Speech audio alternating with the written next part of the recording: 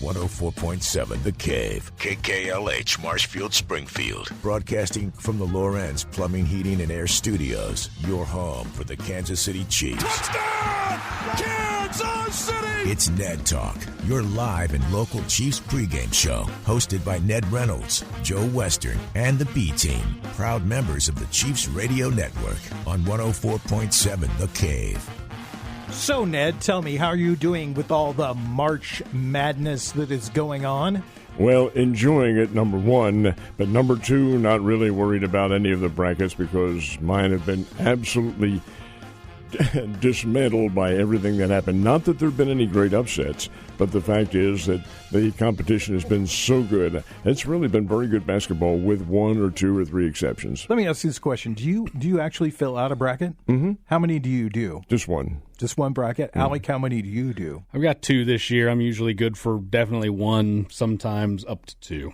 Did you put the final score in there? So this year, final score submitted confidently on both brackets. If I am in a tiebreaker, I will lose with a tiebreaker or win with a tiebreaker, not lose by default. So. Okay, spoiler alert for everybody. Who did you pick to win the entire tournament? All right, Alec, what about you? I got Auburn in one and Florida in another. All right, you had the three good choices. Yeah, well, these are all top level teams too, and you're not going to go wrong picking any of them. And as a matter of fact, watching the competition, an upset of those top teams would be something of a surprise because, in my opinion, each one is so superior. Now, I don't mean head and shoulders superior, but superior to the point where I think a loss would surprise me very much. What do you think? I mean, I did two brackets this year. I've got Louisville winning it all in one and Yale in the other one. How am I doing? See ya. We're Ned Talk. It's a local live sports talk show. That's our thing that we do around here. I'm Joe Weston. That's Ned Reynolds. That is Alex Scott, and we're here talking about sports. We'll get to March Madness in just a little bit. First, I think we should start and talk about the passing of Dan Israel. Big, just a shock. I did not know the man was ill, but apparently he had been for quite some time. But really, the guts, the heart and soul of the Kansas City broadcasting team, and a guy who did an awful lot for them. It's a real shame and a tragedy. But apparently, he had been ill and had been treated for the carcinoma situation for a number of years. So I guess maybe not totally unexpected, but still, nonetheless, that's a big loss. He was at the Super Bowl. He, from what I read, just an incredibly positive person. I never got the privilege to meet Dan Israel, but if you listen to any Chiefs broadcast, that's a name that you heard. He was the executive producer. He was in the booth quite a bit. He did most of the pregame show with that crew of people, and just a great voice for the Kansas City Chiefs. Built that program for 35 years. And a great person. He was very instrumental in the care for Art Haynes when Art came down ill a couple of years ago. Yeah, the Chiefs organization, I think most people know that Art has had some difficulties, and the Chiefs organization and Dan Israel has helped Art continue to do what he loves to do. He's not in the studios anymore, but he's at his home, and the Chiefs and Dan Israel, they went above and beyond to keep Art on the air when a lot of organizations would have said, see ya. And that speaks a lot to him, and that speaks a lot to that organization. Agreed. Too. Let's cover one Chiefs bit of news before we turn our attention to March Madness, and that is the Chiefs re-signed Charles Omenihu. How do you feel about that move? Well, I'm sure they reached some kind of a bargain agreement with him because Omenihu is way past his premier days as a defensive player. Now, don't get me wrong, he's still very effective. But in terms of his being a stopper, I think they're probably gone. But the Chiefs apparently worked out a deal with their salary cap and in such a manner as they can remain under it and still get a guy who, well, when he's All-American at Michigan, did have his problems with society, but he's conquered them and has been a force with the Chiefs. I wouldn't say a great standout, but a force. And having Omenihu with the team won't hurt him a bit. What do you think about that move, Alec? I think there's good value in keeping familiar names in the clubhouse and veterans especially who can, you're ideally going to be bringing in young guys to be his successor at some point, but, having guys in the clubhouse who can shepherd them in, show them the ropes of how an organization's come, how this is run, how the team operates, especially for the new guys in the clubhouse. There's a lot of value to, every good balanced team has a good mix of young talent and veteran leadership. Mm-hmm. So keep a guy like that. And, this has been a defense that for the past 2 to 3 years has been one of the best in the NFL. So keeping a name in-house that's been a part of that, not a bad thing. A couple of wide receiver moves, too, this week. First of all, Smith-Schuster is back with the Chiefs. He's re-signed on a one-year deal. And the McCole Hardman era is over in Kansas City. Again, he is now with the Packers. Well, it's second time he's been an ex-Chief. The first time he really didn't sever his relationship, but Art Haynes and I had an interview with him down in Nixa, and if I remember correctly, it was either late April or early May of this past year of 2024, after he'd had his Super Bowl heroics and all that. And a friend of mine who was with me said he doesn't have anything about the Chiefs with him. I said, he can't. He's a free agent, and that's taboo. You can't do that in the NFL. But in that time period, he did re-sign with them and came back. But, yeah, he's kind of floated around for a little bit. Great speed. I can't really judge his attitude too much, but he was with him for several years, so you have to think that the Chiefs thought highly of him. But nonetheless, yeah, he's with Green Bay now. All right, let's. I want to get the 600-pound gorilla that's sitting in the corner out of the room. Dominoes are falling all over the place, and the final domino to fall is Aaron Rodgers, and the final team standing is the Pittsburgh Steelers. Alec, come on. I thought you were calling me a gorilla. No, I'm in the corner. You're an ape. Yeah. Oh, those dang dirty apes. So he did visit the Steelers facility this week, ate up 6 hours of the Steelers brass's time on March Madness Friday. That's pretty rude, but that's what Aaron Rodgers does.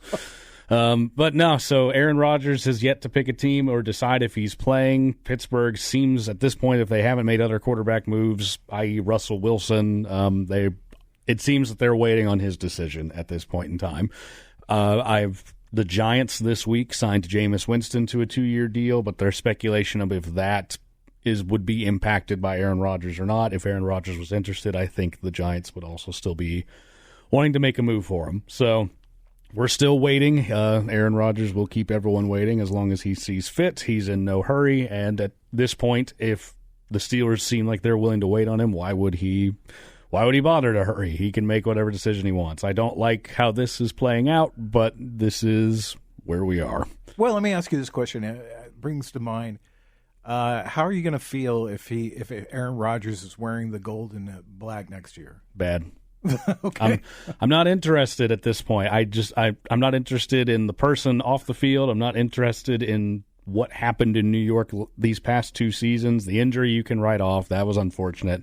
The following year, the level of play I can write off a bit because he was coming back from a major injury, but jobs were lost, guys were traded in and out, and that was just a bad team. And to say he had no part in it is, I think, ignorant. And at this point, I think the Steelers organization is better run than the New York Jets. I don't think he could implode it the way that he did in New York.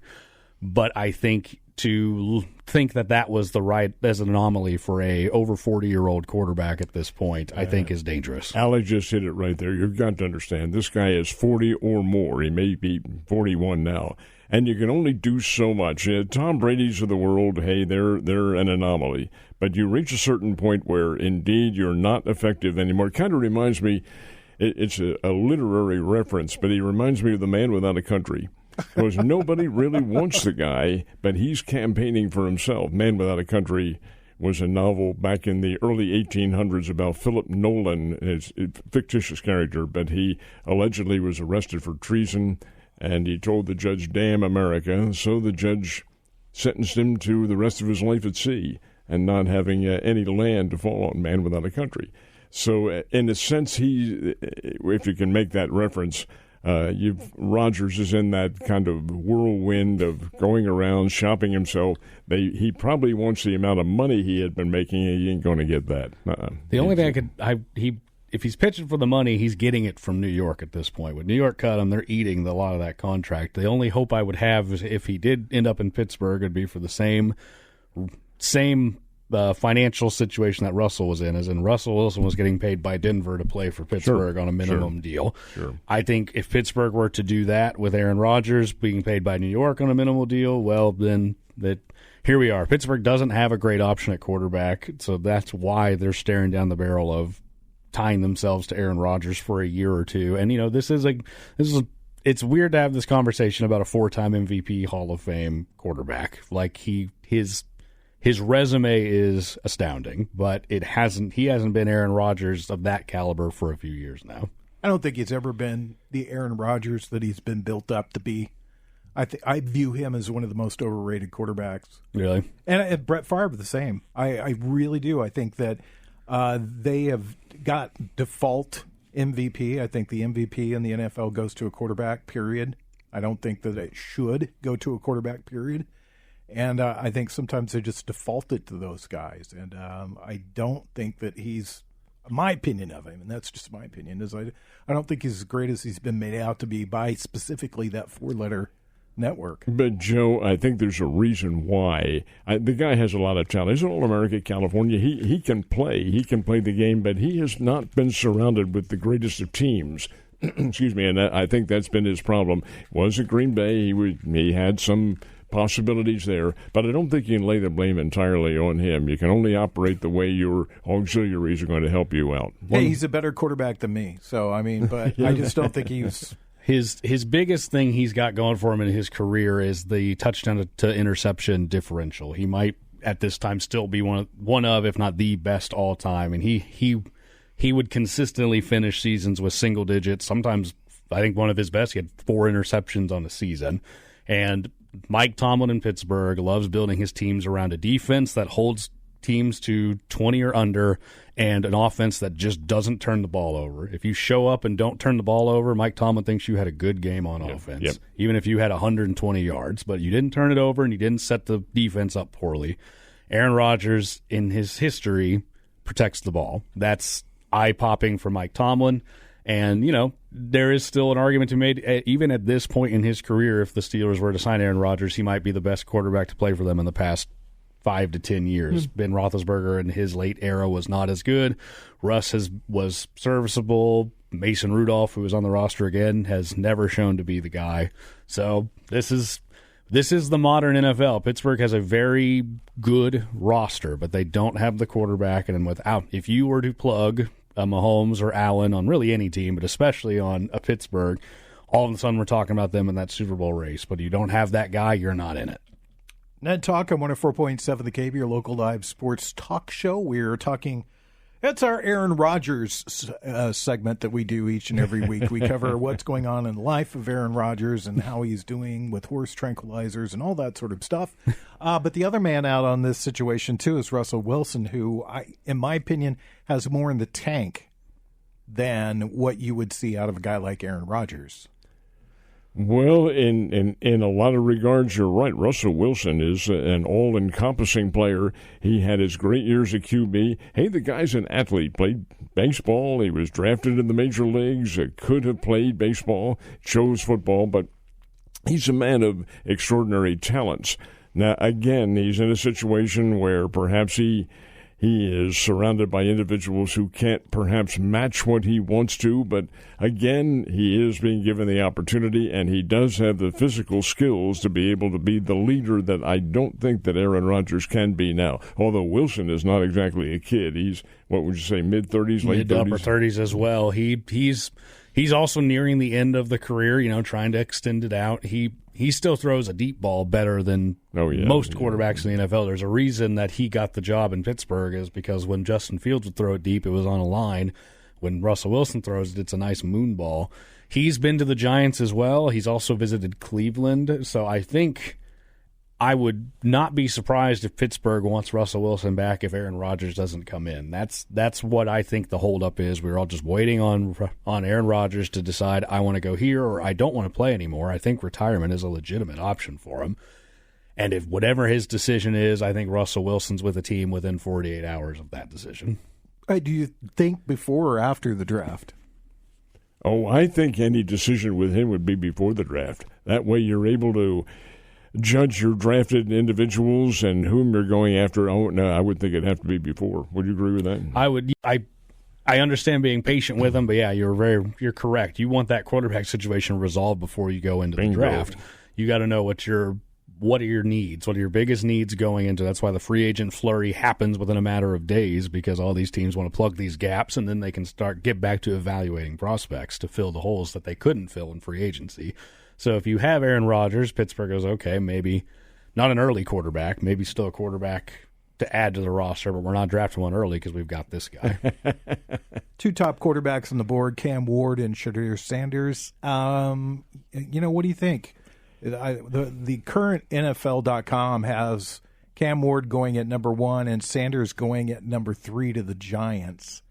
Do you buy that? Do you think that's the way it's going to go? Can only judge those players by what I saw on TV. Cam Ward is a very, very good player. Very good. Has a lot of control out in the field. So does Sanders. Sanders has a big arm, but his problem is that any kind of viewpoint on him is skewed by the fact that he had no offensive line in front of him. He was sacked one game I saw 8 times, and that was within recent years, like last year and so forth. And really, Colorado kind of underachieved a little bit with him, but again, it's not necessarily him. It's what he was surrounded by. And Cam Ward had a very good career in college. I think I would place my hopes with Cam Ward. It's interesting when you look at these quarterbacks, because you're right. Shedeur Sanders had sacked constantly. He's a good athlete, not a great one. So he had some good receiver help, but not much of a running game.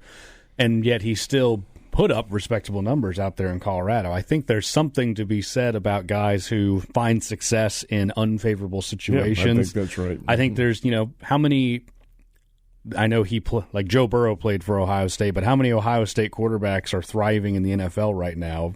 And I can't think of many, because when you go to Ohio State, you've got 3 NFL wide receivers to throw to. I'm not going to say it's easy. I can't do it, but it sure is easier when you've got 2 NFL prospects in front of you on the line, 3 wide receivers who are going pro. This year Ohio State had 2 running backs that are going to get drafted, and it makes the quarterback look really good because they are surrounded by a wealth of talent. Exactly. Now, Shedeur had himself, and he had Travis Hunter. Travis Hunter is going to be a top 5 pick in this draft. Not to say he didn't have guys.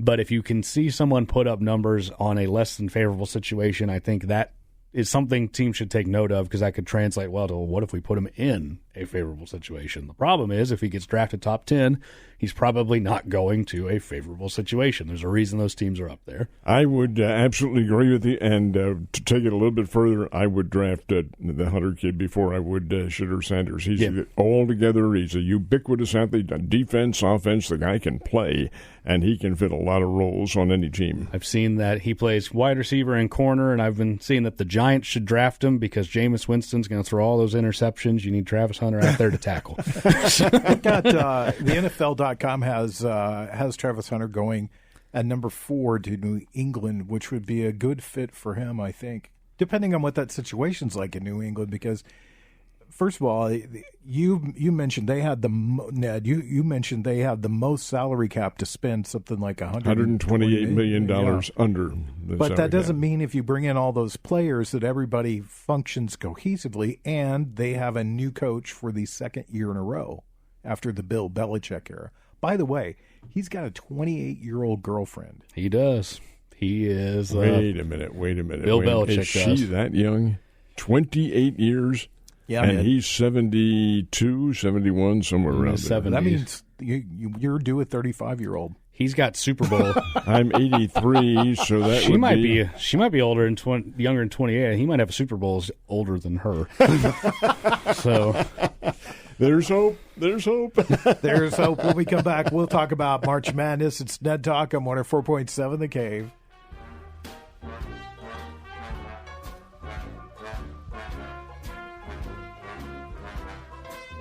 You're listening to Ned Talk on 104.7 The Cave, a proud member of the Chiefs Radio Network.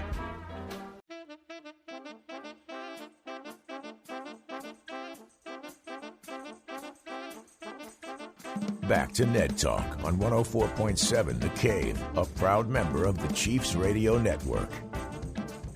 It reset early March, mid-March, late March. I've lost track of time. I don't know what it is. I guess it's late March. But March Madness going on. When we sat here last week, Ned, you picked Duke to be the number 1 overall seed. Auburn got that nod. Were you surprised by that? No, not really, because it could go either way. And the committee that puts these things together really looks at what are potential matchups down the road and where you're going to place these teams. And I think that's how they make the decision. But the fact that they were not the number 1 overall, they're a number 1 in their region, but not a number 1 overall, I don't think makes a doggone bit of difference to them. Duke is a very good team. Auburn is a very good team. Florida, Houston. Houston last night, listen, Gonzaga gave them a hell of a fight, and it was 81-76, I think it was. And here's Gonzaga, which is probably not the Gonzaga of the past, but still loaded with talent and can give you a lot of trouble. And, they got by him. Which is certainly a credible mark for them. Auburn's cruised to 2 victories in the first and second round. So they're in the Sweet 16. They face Michigan. Now, I found this really interesting looking back.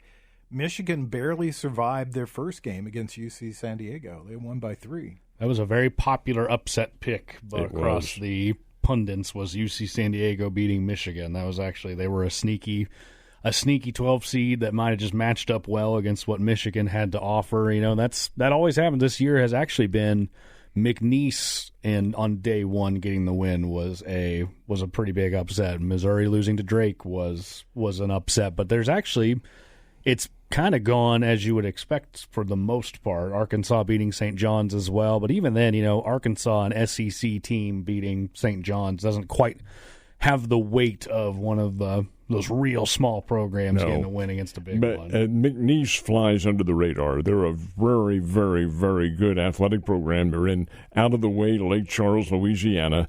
And the McNeese State Cowboys, I think they probably dropped the state from their name now, but Joe Dumars, and he's just one of the pros who've gone into the NBA from McNeese. They played very, very well, and they were, in a sense, favored in that first game. Now, they got a massive lead over Clemson, lead, and then withstood a 54-point second-half comeback by Clemson that made the score very close. But McNeese is really good, and then they get knocked off yesterday. I think it's Purdue, wasn't it? Purdue kind of handled them. They kept about a 20-point lead that McNeese could never quite come back from. And I wasn't able to watch the McNeese-Clemson game, but from everything I read, it was Clemson played arguably their worst half of basketball all season. And 13 points in the first half. And it was just too deep a hole. You just can't bury yourself that deep against most of these teams. But, the good teams have looked really good. Houston, imagine being a 1-seed Houston, and your 1-seed reward is you get Gonzaga in round 2. I know it's a down year. I mean, look at Florida right now. It was tied at half against UConn. They may only be an 8-seed this year, but that's still 2-time defending champ UConn. That is not. And they have the lead right now, 38-32. And that is not what if you're a 1-seed, that's not who you want in round 2. It was what I was.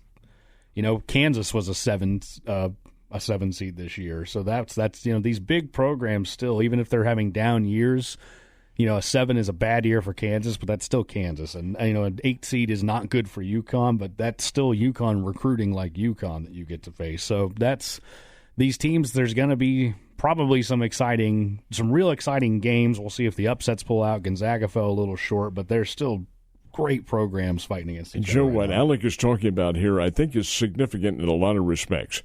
Because in the men's game, are they really upsets when a lower seed comes back? I mean, there's great parity in across the country. Number 16 can beat number 1. Not often, but it's only happened twice, but still it can happen. And that's, I think, symbolic of the talent level in this country with the young players. Now you take this to the other gender, the women's basketball, there is no equality there. You have your top teams, Southern Cal and South Carolina and Connecticut, and in a sense Notre Dame and some of these other UCLA out on the West Coast, and then you have everybody else. Yeah, I think that's been a problem with the women's game for a while. But to its credit, I think you start to see some new faces appear in there. Tennessee has fallen out of that elite program that it once was. It's not quite the same as it once was. UConn, still maintains being probably the greatest college basketball, maybe the greatest college program ever under Gino Auriemma. Now, I'll tell you this. You take a look at his record now. He took over UConn in 1985 as the head coach. He was not their first, but really, for all intents and purposes, their first when the NCAA accepted women's sports, which was back about then. How many losing seasons he's had? One. Was it the first one? Losing season. And he's had how many? I love this. I'm trying to recall now. My mind is a little bit foggy. He's had winning streaks at Connecticut of 70, 80, 90, and 111, which still stands. Wow. These are winning streaks. My God, and championships. 11 national championship teams. This guy's a brilliant coach. Brilliant. Yeah, and definitely is. Builds the program up, and it hits a point in the women's game. We talk about a lack of parity, and it's like stemming from less people playing. So the truly elites, if you are one of the top 5 players in the country, what reason do you have to not just immediately say, oh, Gino Auriemma's calling? Like, you got to take that. Now there's Dawn Staley's built an incredible program in South Carolina that's probably for the past 5 years been the best team running. And then you've got Notre Dame's really good. Tennessee's got that legacy. But it's just, it's getting hard. It's always been a problem in the women's game, and I'm wondering if in the men's game it's actually going to start to go away with the NIL stuff, because now if you're playing for one of these small schools and it's never been easier to transfer and you start showing that you have the potential, maybe as a senior in high school you weren't ready to go play for maybe not even Duke, but these Texas Techs or Oregon or Michigan, good, strong programs. Maybe you weren't getting their attention as a senior in high school, but after your sophomore season, you've grown a couple years, your game's developed. Why would I stay at McNeese when I could go play for a Big Ten school, an SEC school, and all of a sudden I start making some actual money in my college career? So we will see. This might be nothing, but I would be curious as time develops if we had 2 16 seeds finally beat 1 seeds within the past 5 years. We'll see when it happens again, because all these guys that actually have that talent level are going to be getting cherry-picked by these bigger programs. That's a very good point, extremely good point. And you may see the balance. It may not be the all-encompassing as we have seen here in recent years because of NIL. That's a very good point. You talked about NIL and the rich getting richer. That big kid for Kansas, Hunter Dickinson, He's at Michigan. He was a 3-year starter at Michigan. And he came down to Kansas for apparently his final year because he got a $4 million NIL. Oh. Now, come on, people. There's got to be a regulation somewhere along the line, because it will get very much out of balance. It's ridiculous. And I've heard the argument over the years about how these guys they're learning their trade. Doctors don't make this kind of money when they're going to college. They don't. Not to compare me to an athlete, but here I go. I will. I mean, I interned for free to learn how to do this. And those days in sports don't exist. In this business, you better be prepared to eat a few peanut butter sandwiches during it. The same even goes for people that go to bigger universities, or the name brand universities in this country, Harvard, Yale. The big schools, the Ivy League schools. I mean, those people, sure, they probably come from very rich families, but still, they're not making any money while they're going to college. No, but after college, they will. No, they will, and the degrees, same with athletes, too. Degrees are for Harvard, Yale, Princeton, any of those Ivy League schools. Stanford, which is not an Ivy League, it's the Ivy League of the West, but nonetheless, these are all very good schools, but don't discount the others. Even some of the big-name athletic institutions are very, very, very fine academic. University of Michigan, Duke, Oklahoma, they are very fine universities. We have a fine university here. So, and Missouri State, absolutely. I'm not knocking any of the universities. Just those are the ones that when you think of the upper-level universities here in the U.S., those are the ones that automatically roll off your tongue. They've got good PR programs. Let's put it that way. Let's say that. Okay, there are some double-digit seeds left in the tournament. Arkansas has made it through to the Sweet 16. Do you think they have a chance against Texas Tech? I do. And I'll tell you why. Calipari is such a wonderful coach. This man, look at his team this year. Mid-season, everybody tossed them aside. They weren't going to be very good at all. And they did have some significant losses on there. But they do qualify for the tournament. And now that they are in there, knocked off St. John's, I didn't think Patino did a very good job with his St. John's team yesterday. But nonetheless, Arkansas is playing very well. Beat KU, they beat St. John's, and now they have the Red Raiders. And the Red Raiders, and you can make a comparison here. Texas Tech went out and played Drake yesterday after Drake had taken, I don't mean this in a literal sense, but they had shown Missouri how you play basketball. Missouri did not adjust at all to the Drake slow-down pattern style, the back-picking that the Drake Bulldogs did, and the distance shooting. And our guys from down here, Abreu and Combs, my gosh almighty, I thought they played great basketball. Against Texas Tech, I thought they played great basketball, but so did Texas Tech. And the fact is that the Red Raiders were able to adjust. They went to school in that Missouri game. They were able to adjust and make the quick adjustments that they needed to, which was finding guys underneath, which Drake allows on their defense, and coming away with a victory. I think Texas Tech and Arkansas will be a really, really good basketball game. I wouldn't sell the Razorbacks short, not a bit. What do you think about Colorado and Colorado State and their team this year? They're a good story. You always got to count on one of these small schools to come through. I wouldn't be surprised. I believe they've got Maryland coming up in the Sweet 16. I do think their run is about to come to an end. They've shown that they belonged in the tournament. They've handled their business up to this point, but eventually, once it starts getting to these bigger programs late, it's just hard to stack wins against what I think are likely superior programs day in, day out.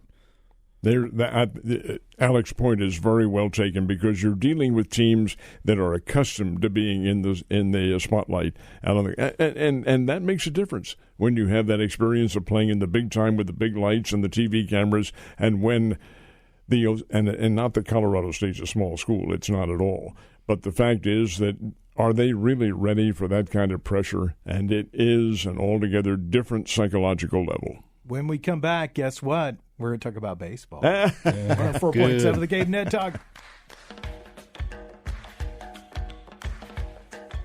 You're listening to Ned Talk on 104.7 The Cave, a proud member of the Chiefs Radio Network.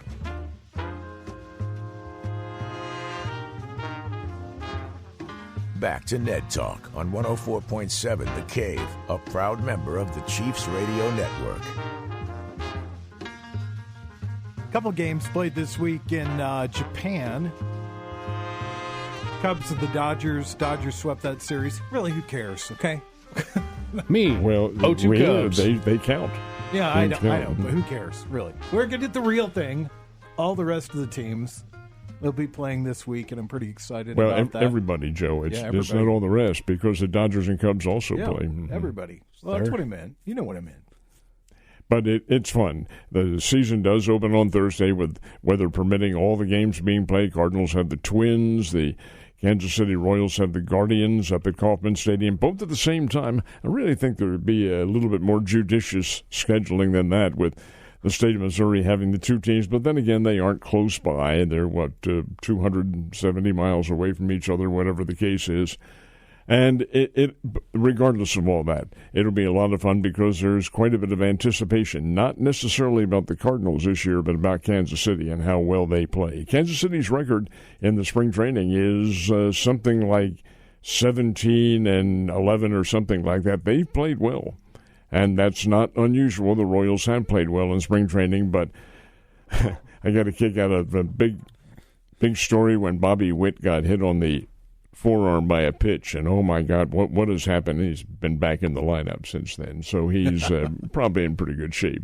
Let's go through the divisions and have you guys pick your division winners for the season. Okay, we'll start with the American League East, and Ned, who you got? Well, they've been so close, and yet so far, I like the Baltimore Orioles to come away with the win. I think they'll play very well. That's my pick. What about you, Alec? I was also going to pick the Orioles. Yankees with too many injuries. The sneaky one, I do think Boston's made some investments that they could surprise, but I think you got to, at the start of the season, give it to Baltimore. They've been there so far the past few years. I'll go with the Red Sox, and it really hurts me to say that. It really, really hurts me to say that. Over your Yankees? But Alec just said it, though. They have too many injuries. Way too many injuries right now. Just to, some younger guys are going to have to really step up for them to be able to have a shot this year. Okay, American League Central. Who you got? I am going to say that if they get off to a very good start, the Royals. All right, what about you, Alec? I'm going to go with Cleveland. Go with the Guardians. But that is probably the most exciting race between Minnesota, Cleveland, and Kansas City. But I've lived long enough to see the Royals, be the Royals. So I hope for the state of Missouri, I hope I'm wrong. It was a very fun year last year. You hope that arrow keeps pointing up, but we've seen it bottom out before. I think they'll make the playoffs this year, but I see this as a Twins sort of year. Seems just like it's their turn. Well, maybe, but they don't really have, I think, the power nucleus that you're talking about. Kansas City does, and this kid, he's going to start the year in the minor leagues. Calvignano, I think is how he says his name. The G is silent in there. All-America, Florida, he has hit the cover off the baseball in spring training. I wouldn't be at all surprised to see him open with Northwest Arkansas down here and then make the big club. They've got a lot of strength on this team. That's why I'm staying with the royal blue and white. American League West. Well, there's a challenge. There's a challenge because who stands out in that league? Well, do you look at the Athletics, who are going by that name, the Athletics? They are not the Sacramento A's. They are the Athletics. Do you go with the Seattle Mariners, who have been threats all year and all number of years and never seem to have come through? Angels apparently are weak, and you don't have a lot of strength. Do you go back to the Astros, who are getting older by the day? I'm gonna pick Seattle. I think if Seattle gets off to a good start, they can hold on and win the thing. I'm going Rangers for me. I think Houston's time in the sun might finally about to be up, sunsetting on that really good run they've had. They cheated in the middle of it. But all that being said, I would like to see Seattle finally get over that hump, but I do think the Rangers have invested a lot of money into that roster. They won the World Series, dipped a bit last year, but I think they're back up this year. I think the Athletics may surprise some people this year. They've spent some money for a change, so we'll see how that pays off. I don't think they have enough to win the division. But I think this division will be really close between about 4 teams for most of the season. But I agree with you. I'll go with the Rangers. National League East, who do you have? Well, of course, I bleed Philadelphia red, and I like the Phillies. I think they have an awfully solid veteran lineup that can do a lot of things. Whether or not their pitching can hold up, the New York Mets apparently have improved themselves a little bit. The Cardinals don't figure into the National League East, but the Atlanta Braves do. And I would think it comes down to those three, one of those three. So I'll go with my hometown choice. And I admit it, it's a hometown choice, Philadelphia to win the thing. I think it's easy to forget how good the Braves have been because they got rocked by some big injuries last year. So if those hold off, I do think Atlanta's the best team in the NL East. If Atlanta is still bit by the injury bug, then it is Philadelphia, I think. And that's a division that's going to produce at least 2 playoff teams, barring significant injuries. But I think Atlanta's the favored for me. I think what tips the scale in that division is the big free agent signing of a former New York Yankee, and that's Alec Verdugo going to the Atlanta Braves. So I think the Braves will probably They won't be hurt by that at all. Yeah. Mm-hmm. That's the biggest Yankee signing in the NL East this offseason. That is the biggest Yankee signing. Let's not look at any others. Yeah, let's not talk about anything else. National League Central, what do we got here? Well, the Cardinals have had such mediocre media coverage this year, and by that I'm talking about everybody in the media picking them not to be a contender. And gosh, when you look at their lineup and what they've done, they don't really figure to be a strong team. I'm going to go with something of a surprise here. I'm going to go with Terry Francona and the Cincinnati Reds to emerge and flex their muscle a little bit. What do you think, Alec? I think it's Milwaukee's until somebody shows that they can take it. big Cardinal fan over here. My prediction for the Cardinals in the NL East, or in the NL Central, is third, because I think Pittsburgh is going to be the Pirates. They got Paul Skeens, and that's all they got, so they're going to come in fifth at the bottom. I think one of Chicago or Cincinnati is going to meet expectations, and the other is going to disappoint, because that's what they do. So they'll come in. The one of those that disappoints will be fourth, leaving St. Louis in the middle, hovering right near or under 500, with the other one of Chicago or Cincinnati in second, and Milwaukee on top. I'm going to predict the Cardinals, and not because I'm a homer here. It's just when I look at that division, it's really anybody's to win. I think Pittsburgh could, have the Paul Skeens effect, where they just get better because of this one guy as a team. They start to gel around him, but I don't think they're going to make it. The Reds, Terry Francona is a winner, as much as that bothers me to say, because I think he's a terrible over manager. But I don't think the Reds have all the horses in the right place. Milwaukee doesn't scare anybody. Okay, Milwaukee's coming to town this weekend. Oh, okay. And Chicago, they'll play well for a while, and they'll play bad for a while, and they'll play well for a while. So I think the Cardinals sneaky could win this division. I'd love to see you be right. They didn't add anything of significant value. They didn't lose anything of significant value either in the offseason. So what does that leave you? A team that finished just over 500 and missed the playoffs last year. So I think that's the ceiling for the Cardinals this year. The floor is much, much lower if the starting pitching bottoms out, if the lineup doesn't hit, which, by the way, they are not in spring training. The hitting has been very poor for the Cardinals throughout spring training. So if that translates through, it doesn't always. There's a lot of prospects getting those at-bats as well. It's not the starting lineup getting their standard amount of at-bats. But the ceiling, not that high. The floor, very low. I think the Achilles heel with the team is their pitching. Pointed out the other day to an individual I was talking with, I said, boy, Sonny Gray got rocked. Yeah, but you see, in spring training, they're working on pitches.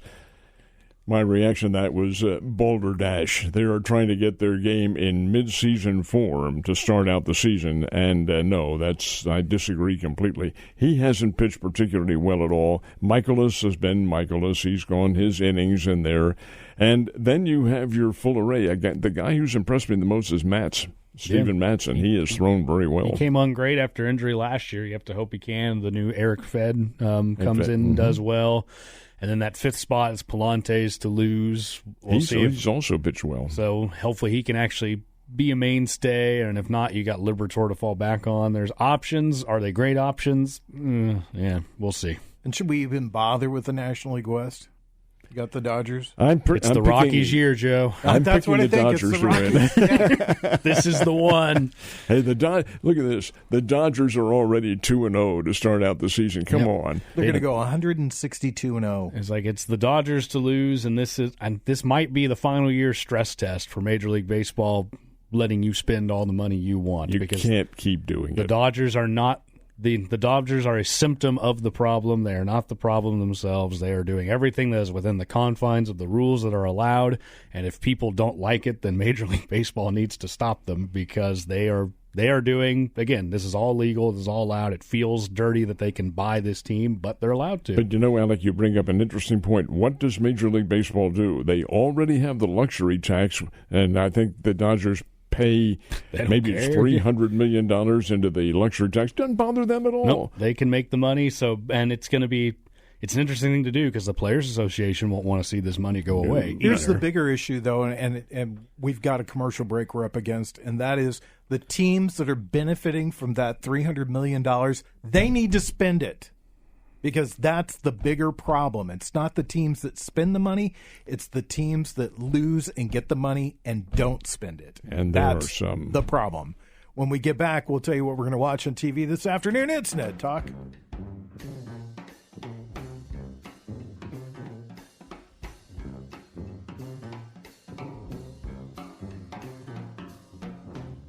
You're listening to Ned Talk on 104.7 The Cave, a proud member of the Chiefs Radio Network. Back to Ned Talk on 104.7 The Cave, a proud member of the Chiefs Radio Network. Ned Reynolds, Joe Westen, Alex Scott, hanging around talking about sports here on 104.7 The Cave. March Madness going on right now. That's what's on everybody's mind. Are you still doing well in your bracket? Is yours still surviving, Alec? I'm alive. I believe I've lost one Elite 8 team across the two brackets, so I'm hanging in there. I've still got a shot.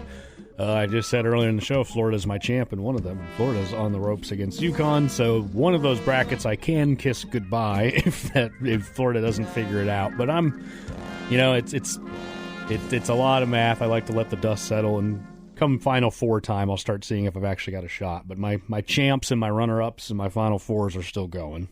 Florida down by 1 with 7:30 to go to UConn, 52-51. Ned, I know you've been talking about the game you really want to watch this afternoon is... That's Duke and Baylor. Baylor's not as good as Duke, quite frankly, man for man. And if Flagg is playing at full effectiveness, I think Duke wins it. But Baylor is not the pushover by any stretch of the imagination. They have good athletes. They're well coached, and that can be a fascinating game. But that speaks not just for that game. There are a lot of them that get down to this round of competition when you're fighting for the Sweet 16, and then eventually the Elite 8. Hey, it's all good basketball. Very good basketball. It is also very physical basketball. And in fact, to watch the one game yesterday, and it was not the one with St. John's in Arkansas. It was one after that. And gosh, I've forgotten who played. Whatever it was, there was is Drake in Texas Tech. Did they bother calling any fouls? I mean, here's a guy going into the scrum underneath and having his shot ran right down his throat. Oh, play continues. Come on, people. This game has changed so much now. At the end of the night, it was Tennessee and UCLA. It was 18 minutes and 40-something seconds left, and there were 0 points on the scoreboard and 4 fouls between the two teams. So you just never know what your referee's going to give you, because that was just nothing but foul, foul, foul, foul. Then they're beating the hell out of each other, and maybe the refs just, let them play. Yeah, let them play. Alec, you going to go home and watch all the games? I'll be watching quite a bit of basketball. St. Louis Blues look to continue their win streak tonight at 5 against Nashville. St. Louis is in the wild card spot, controls their destiny. So keep rooting for your local hockey team. And then, watching basketball is going to be a good afternoon for sports watching. You know, I'm not feeling quite like I'm ready for baseball, so I've got to go home and watch some spring training baseball. Get myself in mid-season TV watching form. Be sure that the drinks are in the right spot and the dogs are near me in the perfect place. Your and I've couch got my, cushions imprinted perfectly. Yeah, exactly. That's well, what you better get it while you can, because now I have to go in my mind now through the schedule. The Cardinals play today, and I think they're playing Washington today, Washington Nationals, for about the 140th time in spring training. Then I think they break camp tomorrow, go to Memphis, and play on Tuesday, and then take Wednesday off and open the season. Yeah, I know. I'm behind. I may have to be left with the farm team. All right. Further seasoning, is it? Yeah, I want to say thanks to Brian Tyndall, Mike the intern, Corbin Campbell, our mad scientist, engineer, Nick Fury. We'll see you guys next week when the whole crew will be in the studio. It's Ned Talk right here on 104.7 The Cave.